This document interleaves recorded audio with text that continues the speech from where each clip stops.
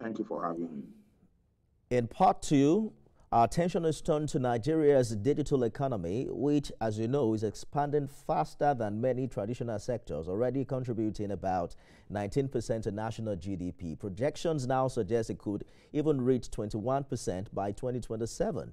The growth is being driven by young people, tech skills, and the rise of innovation hubs across the country. Against this backdrop, state governments are now experimenting with new models to harness youthful talent, reduce unemployment, and build locally rooted digital ecosystems. One of those efforts we see unfold in Enugu State, where government has launched a campus-based innovation challenge aimed at identifying and also developing problem-solving ideas from university students.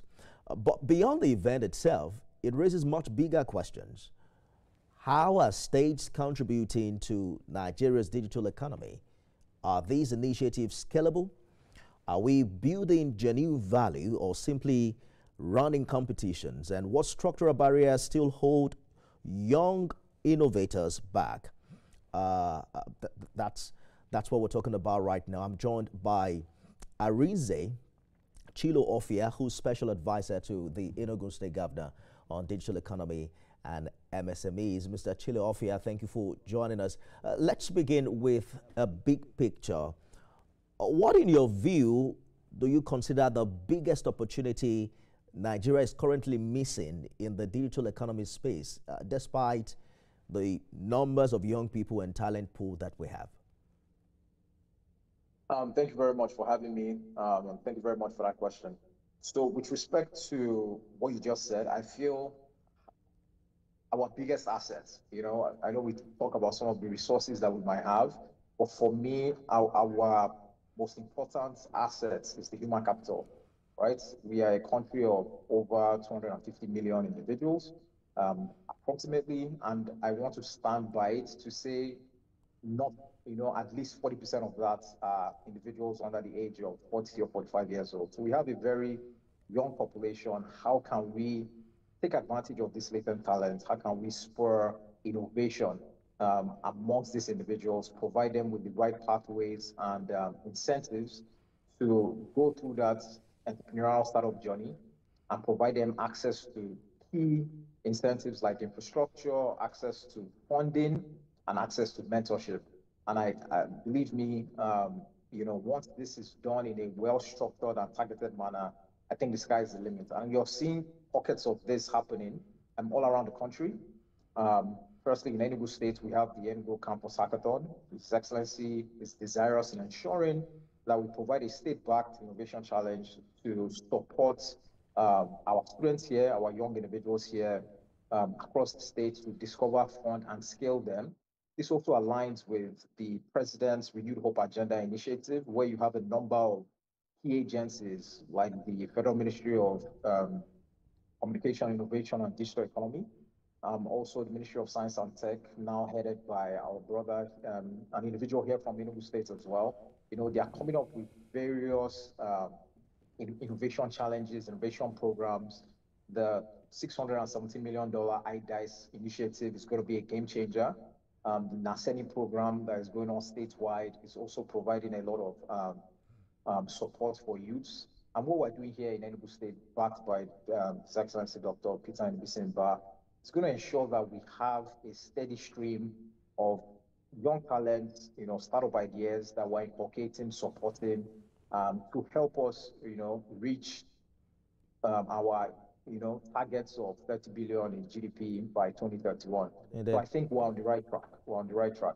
You know that campus hackathons and innovation challenges aren't new across Nigeria. What critics say is that many of them don't really translate into real businesses, jobs, or products.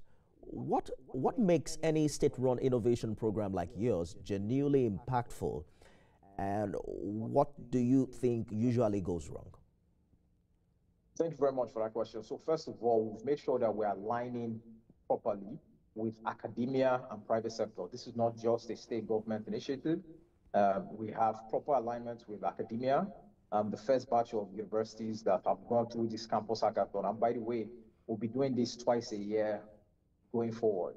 We had University of Nigeria Nsukka, University of Nigeria Enugu State Campus, UNEC, Enugu State University of Technology, ESUT, Godfrey Okoye University, Institute of Management and Technology, IMT, and Coal City University. So there's a proper alignment with academia, which is very, very important. Then equal to that, we also have private sector. Like I said, we're working with the likes of Genesis Tech Hub, which is a very renowned innovation hub here in Enugu State, also Nigeria at large, also the Garage and Capital Global Ventures Limited. So with these synergies, we're trying to ensure there's continuity beyond what the government is providing. Then also we have other economy initiatives that align towards this. For example, His Excellency is building a world-class tech and innovation hub. I believe by the end of Q1 that should be done. It's sort of mimicking the North King Kigali House in Rwanda. And with this, we are looking to provide support for startups, where we have a world-class campus for startups, investors, creators, innovators, and provide them with incubation support, acceleration support, co-working spaces. So individuals from this hackathon, they act as feedstock pretty much for our innovation hubs, and they can walk through that, right? We also are setting up the Enugu Talent City, which is our flagship business process outsourcing and knowledge process outsourcing initiative. So individuals from here that are building world-class solutions around AI, robotics, they can also provide knowledge-based outsourcing globally. We're starting off with 2,750 seats. So there's a lot of synergy. Just to answer your question, we're synergizing with other key assets, working with academia, and also working with private sector to ensure continuity and continued support for these startups. We'll talk about continuity subsequently, especially in the next election cycle, because, you know, with government innovations like this, it matters who is governor and what direction he or she is willing to go. But in the short term, what does success look like for a state-led digital economic program like this? Is it about the number of startups, jobs created, funding attracted, or products that you intend to build? What exactly would you say you are looking at in the short term? Oh, that's a very good question. And I think it's a combination of all of that, right? Between now and 2031, we want to ensure we've supported over 1,000 startups, especially through this program, through our flagship tech and innovation hub, provide them access to funding. We're coming up with, we're setting up our venture capital fund in partnership with private sector. Government is also invested in that. We want to ensure that, you know, Enugu can produce the next unicorn. Currently, we are ranked joint fourth in the startup rankings for Nigeria and probably, I think, 900 globally. But I know we can do better than that.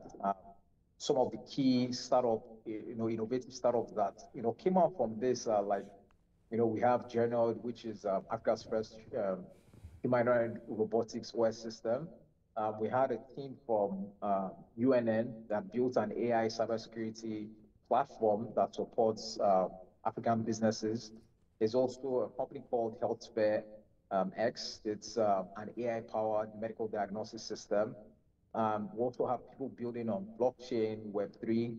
So for us, what is success? Success is ensuring that at the very minimum, between the next 5 to 7 years, we have no less than 1,000+ startups that have gone through these programs, gone through our flagship accelerator programs, and have received funding, nothing less than $100,000.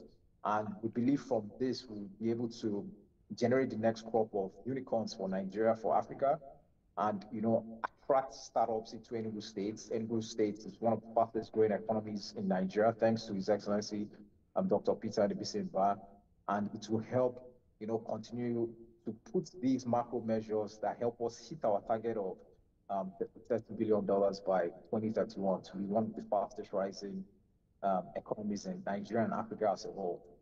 This $100,000, is it for a single idea or for the entirety of those who make it? So the idea is, so for this round, the total winnings is about $100,000 spread across these startups. We want to be able to do this program twice a year. But outside of this innovation challenge, we're still going to be having accelerator programs within the tech hub, where currently we're in the process of raising a $3 million venture fund that's going to support these startups. And we're raising more funding from diaspora as well. State government is also contributing. So that's our target, to at least, ensure that these startups have received nothing less than $100,000, not necessarily from the venture fund. They can also raise money from the ecosystem at large. We just want to put them in the right spaces, in the right, provide them with the right visibility to thrive.